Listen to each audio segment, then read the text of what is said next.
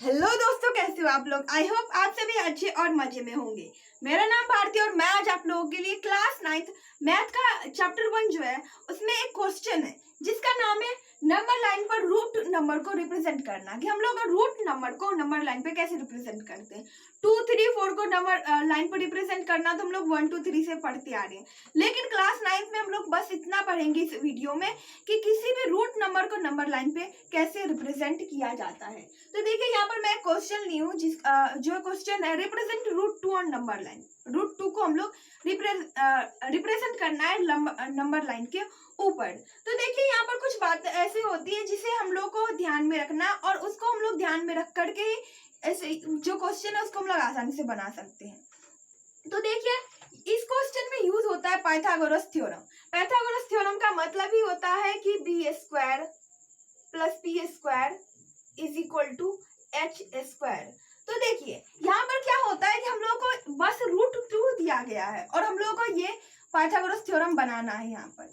तो देखिए यहाँ पर b क्या होगा, p क्या होगा और h क्या होगा उसके बारे में पहले समझ लेते हैं। तो देखिए जो भी क्वेश्चन में दिया रहता है जिस नंबर को नंबर लाइन पर रिप्रेजेंट करना है वो जो होता है वो हो जाता है एच स्क्वायर, मतलब कि वो हाइपोटेनस हो जाता है। तो यहाँ पर क्या रूट 2 को नंबर लाइन पर रिप्रेजेंट करना है, दैट मीन्स कि h is equal to root 2। H क्या हो गया, रूट 2 हो गया। और क्या होगा, p जो है p हमेशा 1 होता है, चाहे आप कुछ भी ले लो यहाँ पर p 1 ही। यहाँ पर चाहे रूट 5 ही क्यों ना बोल दो, अगर रूट 5 भी बोल दिया जाएगा कि रूट 5 को नंबर लाइन पे रिप्रेजेंट करना है तब पर भी यहाँ पर p जो है वो 1 ही होगा। अब 1 सेंटीमीटर नहीं होगा, यहाँ पर 1 यूनिट होगा। 1 क्या होगा, 1 यूनिट। अब आप सोच रहे होंगे कि यहाँ पर 1 यूनिट क्यों लिखा गया, यहाँ पर 1 मीटर बोल देता है, सेंटीमीटर बोल देता है, यूनिट क्यों बोला गया है। तो देखिए 1 सेंटीमीटर जो होता है, अगर हम 1 सेंटीमीटर ले तो ये बहुत ही ज्यादा छोटा होता है। यहाँ पर मार्कर से तो थोड़ा सा 1 सेंटीमीटर कुछ ज्यादा ही छोटा लग रहा है, बट अगर पेन से भी देखें तो वो अगर हम लोग स्केल में भी देखो इतना छोटा सा होता है। अगर इतने छोटे से में हम क्वेश्चन को सॉल्व करने की कोशिश करें, क्योंकि इसमें बहुत ही ज्यादा प्रोसेस होता है, बहुत ही ज्यादा मार्क किया जाता है, तो अगर सॉल्व करने की वहां पर कोशिश करें तो सॉल्व तो हो जाएगा, लेकिन बाद में दोबारा अगर आप समझने की कोशिश करेंगे, रिवाइज करेंगे, देखेंगे तो आप उसको अच्छे से समझ नहीं पाएंगे, या तो फिर जो आपके टीचर होंगे वो आप क्वेश्चन किस तरीके से बनाए वो अच्छे से समझ नहीं पाएंगे। अगर बाय मिस्टेक कहीं भी गलती होगी थोड़ा सा तो अब तो बिल्कुल भी वो जो है वो एकदम कचरा टाइप का बन जाएगा। तो इसीलिए हम यहाँ पर 1 सेंटीमीटर का यूज नहीं करते, वहां पर 1 यूनिट का यूज करते हैं। अब आप सोच रहे होंगे यहाँ पर 1 यूनिट का मतलब क्या होता है। अब जैसे देखिए 1 यूनिट मैं क्या लिख दी यहाँ पर, 5 centimetre is equal to 1 unit. अब क्या होगा, हम 5 सेंटीमीटर को 1 यूनिट मान लिए और 1 यूनिट का, अब देखो हम यहाँ पर 1 यूनिट लेंगे, अगर 1 यूनिट लेंगे दैट मीन्स हम यहाँ पर 5 सेंटीमीटर का एक लाइन लेंगे। तो अब इससे क्या होगा, इससे बनाना जो है वो आसान हो जाएगा। यहाँ पर मैं बोल दी कि p हमेशा 1 होगा। अब 1 क्या है, 1 को हम यूनिट मान लिए। अब यहाँ पर 5 सेंटीमीटर के बदले हम 3 सेंटीमीटर भी लिख सकते हैं, 2 सेंटीमीटर भी लिख सकते हैं। तो इससे क्या होगा, इसे बनाना जो है वो आसान हो जाएगा और साफ साफ क्लियर रहेगा, हमारा कॉपी एकदम साफ दिखेगा, ज्यादा कचरा टाइप का नहीं दिखेगा। तो देखिए अब यहाँ पर मैं एच स्क्वायर मिल गया, पी स्क्वायर मिल गया, यहाँ पर बी स्क्वायर क्या होगा वो मैं फाइंड करना है। बहुत बच्चे क्या करते हैं कि शुरू में कुछ भी मान करके बी को कुछ भी समझ लेते हैं और बनाना शुरू कर लेते हैं, और आधे पर जाकर जब नहीं बनता है तब वो ऐसे क्रॉस का साइन लगाते हैं। तो इससे क्या होता है ना, इससे कॉपी बहुत ही ज्यादा गैदरिंग हो जाता है। तो हम बनाने से पहले ही हम लोग बस एक रफ कर लेंगे कि बी क्या होगा, और वो 100% वही होगा और कुछ नहीं हो सकता। तो देखिए हम जानते हैं कि अगर 2 चीज रहे तो तीसरा चीज निकालना बहुत ही ज्यादा आसान हो जाता है।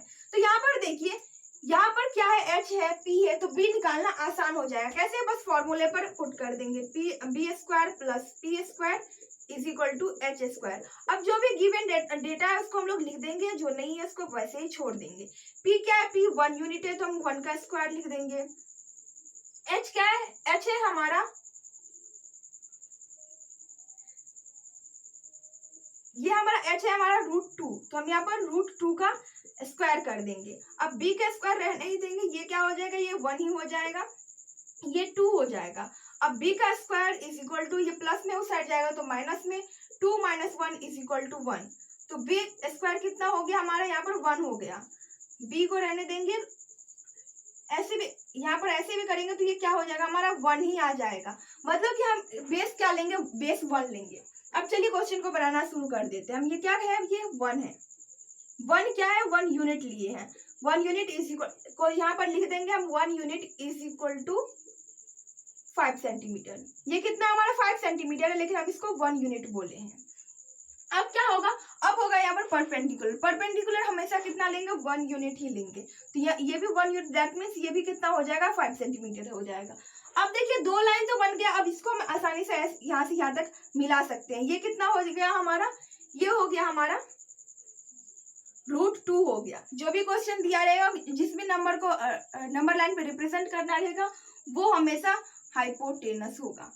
अब देखिए ये हो गया। अब इसके बाद क्या करेंगे, हम लेंगे एक कंपास और कंपास से एक आर्क कर लेंगे। अब देखिए ये इतना हुआ, यहाँ से कर लेंगे, ये इतना हुआ। अब इसी को यहाँ पर रख के ऐसे करके बना देंगे। ये देखिए हम यहाँ से कंपास लेंगे, यहाँ से यहाँ पर रखेंगे और ये जितना होगा बस उतना का ऐसे आर्क बना देंगे।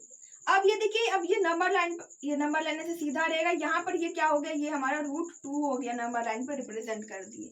बस क्या करना है, उतना बड़ा आर्क लेना और वापस इसको ऐसे करके कर देना है, हमारा नंबर लाइन पे वो चीज रिप्रेजेंट हो जाएगा। अब √2 है तो √2 का हम उतना ही बड़ा आर्क लिए, ये यहाँ से यहाँ तक एक यहाँ पर रखे और एक यहाँ पर पेंसिल यहाँ पर रखे और इतना बड़ा करके हम बस इसको नंबर लाइन पर, मतलब लाइन जो बना हुआ था उस पर मैं लेकर के आ गई और जहाँ पर वो आई वहां पर ऐसे हमने डाइस छोटा सा डाल दी और लिख दी, वो √2 हो गया और ये हमारा √2 नंबर लाइन पे रिप्रेजेंट हो गया। आई होप कि आप लोगों को समझ में आ गया होगा। अभी 1-2 और क्वेश्चन लेंगे और उससे हमारा जो कंसेप्ट है उसको पूरी तरीके से क्लियर करने की कोशिश करेंगे। अब देखिए मैं यहाँ पर ली हूँ √3 और √3 को हम लोग नंबर लाइन पर रिप्रेजेंट करने की कोशिश करेंगे। तो सबसे पहले हम लोग देखेंगे कि बेस क्या होगा। सबसे पहले होगा, क्योंकि हम कुछ भी ऐसे शुरू करेंगे तो पहले एक लाइन देंगे, लाइन मतलब कि बेस लेंगे। तो हमको सबसे पहले यहाँ पर फाइंड करना होगा कि बेस क्या होगा। तो हम जानते हैं कि h क्या होगा, जो क्वेश्चन में दिया गया है जिस नंबर को, वही हमारा h हो जाता है। h का मतलब हो गया हाइपोटेनस और परपेंडिकुलर हमेशा 1 यूनिट ही होगा। तो मैं यहाँ पर 1 लिख रही हूँ और उससे पहले यहाँ पर नहीं तो यहाँ पर भी आप लिख सकते हो कि 1 unit is equal to 5 centimetre. मैं यहाँ पर 3 से ज्यादा अच्छा 5 ही समझती हूँ, इसलिए मैं यहाँ पर 5 सेंटीमीटर। आपका मन हो तो आप 10 सेंटीमीटर भी लिख सकते हो, 2 सेंटीमीटर भी लिख सकते हो, जितना आपका लेने का मन हो उतना सेंटीमीटर आप लिख सकती हो। अब क्या होगा, बी को हमें फाइंड करना है, तो b² plus p² is equal to h²। अब बस वही जो है उस डेटा को लिखिए, नहीं है तो वैसे ही छोड़ दीजिए। इसका 1 का स्क्वायर करेंगे तो 1 ही हो जाएगा, इसलिए मैं पहले ज्यादा वीडियो बड़ा ना हो इसलिए मैं जल्दी करने की कोशिश कर रही हूँ। √3 का स्क्वायर करेंगे मतलब कि वो 3 ही हो जाएगा। मैं यहाँ पर 3 डायरेक्ट लिख रही हूँ। अब b² इज इक्वल टू, अब ये देखिए ये प्लस में है तो उस साइड जाएगा माइनस में, तो 3 - 1 इज इक्वल टू ये कितना हो जाएगा, 2 हो जाएगा। अब b² इज इक्वल टू 2 हो गया। तो अब ये जो स्क्वायर है वो उस साइड जाएगा तो ये किस में बन जाएगा, √अंडर हो जाएगा। तो ये क्या होगा, b इज इक्वल टू √2। अब देखिए हमको यहाँ पर √2 लेना है। हम जानते हैं कि √2 को भी हम लोग को नंबर लाइन पे रिप्रेजेंट करना होता है। ऐसा तो नहीं है कि हम ऐसे ये ले लिया और वो लिख दिया यहाँ पर √2। अगर इस तरीके से जो बच्चा करता है दैट मीन्स वो पूरा का पूरा गलत बनाया है।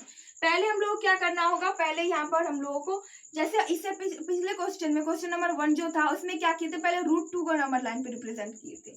तो यहाँ पर हम लोग को √3 को नंबर लाइन पे रिप्रेजेंट करने के लिए सबसे पहले √2 को नंबर लाइन पे रिप्रेजेंट करना होगा। √2 में क्या किए थे हम लोग,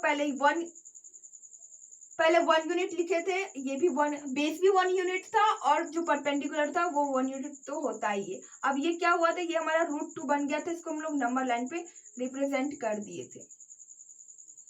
अब देखिए अब ये √2 हो गया। अब इसको हम लोग बेस मानेंगे और फिर बनाएंगे। तो ये देखिए ये बेस हो गया, तो इस तरीके से हमारा क्या हो जाएगा, ये परपेंडिकुलर हो गया 1 यूनिट। अब फिर ये यहाँ से यहाँ तक एक लाइन जाएगा और फिर यहाँ से हम लोग आर्क लेंगे और फिर ये आर्क क्या होगा, नीचे आएगा और ये हमारा हो गया √3। इस तरीके से बनाया जाएगा। पहले हम लोग √2 को नंबर लाइन पे रिप्रेजेंट करेंगे, फिर वो जो √2 है मतलब वो जो हाइपोटेनस बन रहा है वो उसको हम लोग बेस मानेंगे और फिर वहां से एक परपेंडिकुलर लेंगे 1 यूनिट का और फिर एक लाइन दोनों को मिला देंगे और वहां से जो हमारा आर्क लेकर जो नीचे इसको नंबर लाइन पे लाएंगे और वो जहां पर जाएगा उतना हमारा क्या हो गया, √3 हो गया। तो ये हमारा क्या हो गया, √3 हो गया, जिसको हमने नंबर लाइन पे रिप्रेजेंट कर दिया। अब देखिए ऐसे ही करके अगर आप आगे बनाते जाएंगे फिर ये ऐसे होता जाएगा, ऐसे होता जाएगा। तो जब आप इस तरीके से घर पे बनाने की कोशिश करेंगे तो आपको एक जादू तरीका से दिखने, मतलब एक बहुत ही अच्छा टाइप का दिखने को आपको एक स्फीयर मिलेगा। अब देखिए इसके बाद हम लोग लेंगे √5 और उसको नंबर लाइन पे रिप्रेजेंट करने की कोशिश करेंगे। अब √5 को नंबर लाइन पे रिप्रेजेंट करना है, तो आप सोच रहे होंगे कि पहले √3 को नंबर लाइन पे रिप्रेजेंट करेंगे उसके बाद √5 होगा। तो यहाँ पर वो ऐसा नहीं होगा, यहाँ पर बेस जो है वो कुछ अलग आएगा और फिर उसके थ्रू हम लोग बनाएंगे। तो हम वही जो पहले बेस को निकालने की कोशिश करेंगे, तो h ये हो जाएगा, p1 हो जाएगा, तो डायरेक्ट हम बना ही लेते हैं। b² + p² = h²।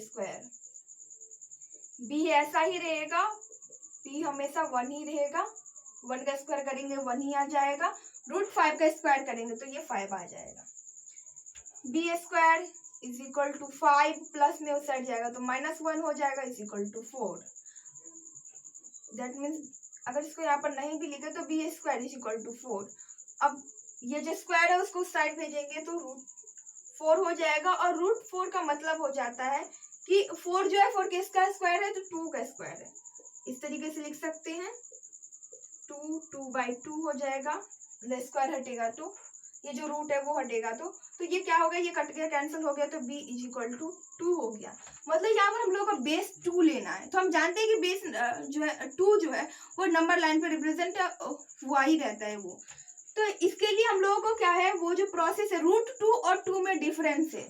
देखिए 2 जो होता है वो √2 को अगर हम लोग √2 से मल्टीप्लाई कर देते हैं तो ये 2 बनता है। तो इसलिए √2 और 2 में बहुत ही ज्यादा डिफरेंस है। 2 को हम लोग को नंबर लाइन पे रिप्रेजेंट करने की जरूरत नहीं है क्योंकि वो ऑलरेडी नंबर लाइन पे रिप्रेजेंट है। तो मैं यहाँ पर 2 यूनिट ले लेती हूँ। 2 यूनिट = 4 सेंटीमीटर। तो ये क्या हो गया हमारा, 4 सेंटीमीटर हो गया। और तो ये कितना होगा, ये हमारा हो जाएगा 2 सेंटीमीटर, दैट मीन्स 1 यूनिट। ये 2 यूनिट, ये 1 यूनिट। अब बस ये दोनों बन गया तो हम इसको मिला देंगे। ये हमारा कितना हो गया, ये हमारा √5 हो गया। बस इसको अगर हम लोग इस तरीके से गिरा देंगे और ये हो गया हमारा √5 that I represent on number line. तो देखिए यहाँ पर जो होता है, यहाँ पर हम लोग को लिखना होता है कि b² + p² h²। तो b हम लोगों को लिखना पड़ता है 2 का स्क्वायर + 1 का स्क्वायर = √5 का स्क्वायर।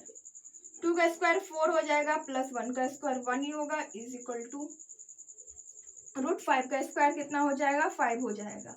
अब देखिए ये 5 = 5, दैट मीन्स हम ने जो ये बनाया है ये पूरा का पूरा सही है। अगर इस तरीके से आप बनाएंगे तो ही आपको पूरा जितने भी मार्क का होता है, ज्यादातर ये 2 मार्क के आते हैं। अगर आपके एग्जाम में ज्यादा भी मार्क्स के आते हैं तो जितने भी मार्क्स के आएंगे वो आप पूरा का पूरा ले आ सकती हैं। आई होप कि आप लोगों को समझ में आ गया होगा। अगर ये वीडियो आप लोगों के लिए यूजफुल रहा है तो प्लीज वीडियो करिएगा एक लाइक और अपने दोस्तों के पास कीजिएगा share. Bye bye, take care, thanks for watching.